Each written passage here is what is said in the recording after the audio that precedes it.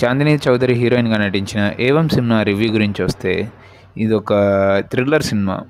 పోస్టర్లు ట్రైలర్లు చూసి జనాలకు చాలా అంచనాలకు వచ్చుంటాయి. అండ్ ఇది రీసెంట్గా ఓటీటీలో చూడడం జరిగింది. ఈ సినిమా చాలా ఆర్డినరీగానే ఉంది, అంత ఎంగేజింగ్గా లేదు. అప్పుడెప్పుడో శంకర్ తీసేశారు మల్టిపుల్ పర్సనాలిటీ డిజార్డర్తో. అండ్ అది తోపు లెవెల్లో తీశారు అపరిచితుడు సినిమా. మళ్ళీ ఆ రేంజ్ సినిమా అంటే మల్టిపుల్ పర్సనాలిటీ డిజార్డర్ దాంతో తీస్తే అపరిచితుని దాటి ఉంటేనే ఆ పాయింట్ని టచ్ చేయాలి, లేకపోతే టచ్ చేయకూడదు. ఎందుకంటే అంత పకడ్బందీగా తీశారు శంకర్. ఏవన్ సినిమాలో కూడా అదే పర్సనాలిటీ డిజార్డర్తో ఉంటాడు.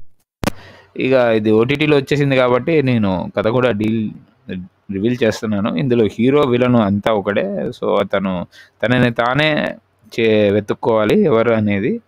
కాకపోతే అదేం అంత ఎంగేజింగ్గా లేదు. ప్రేక్షకుల్ని కాసేపు ఫూల్ని చేశారు, అంటే వేరే క్యారెక్టర్ చేస్తున్నట్టు వేరే అతన్ని చూపించి. బట్ ఇన్వెస్టిగేషన్ కూడా ఏమంత మొదలు రాలేదు. ఇది సీరియల్ కిల్లర్ సినిమాలా తీసుకెళ్ళినా బాగుండేది, కానీ అతని మోటివ్ ఏంటో అర్థం కానట్టు ఒకరిని చంపడం, ఒకరిని వదిలేయడం, ఇలా రకరకాలుగా సాగింది. అది కూడా బోరింగ్గా ఉంది. చాందిని చౌదరిని రీఇంట్రడ్యూసింగ్ అని పెట్టారు, కానీ తను కలర్ ఫోటో మిగతా సినిమాల్లో చేసినంత కంటే కూడా అంత పెర్ఫార్మెన్స్ ఇందులో దక్కలేదు. బట్ తను బాగానే చేసింది. నవదీప్ ప్రొడ్యూసర్గా చేశారు ఈ సినిమాకి. తను ప్రొడ్యూస్ చేసేంత మంచి పాయింట్ ఏమనుకున్నారో, కథగా మంచిగానే ఉంది, బట్ మేకింగ్లో అంత ఏం లేదు. 2 hours సినిమానే మనకి ఏదో 3-4 గంటలు చూసిన ఫీలింగ్ వస్తుంది.